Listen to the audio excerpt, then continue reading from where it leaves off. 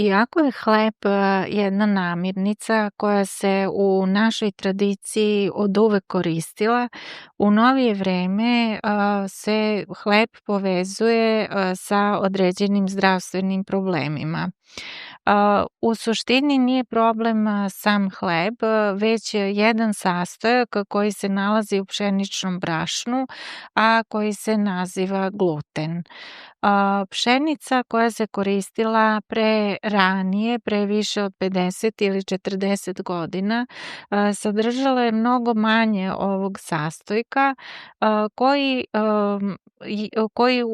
izaziva, daje viskoznost hlebu, testima, pitama i ostalim namirnicama, te je iz tog razloga današnja pšenica sasvim drugačije modifikovana je i u stvari sadrži 40% više glutena nego pšenica koja se nekada ranije koristila.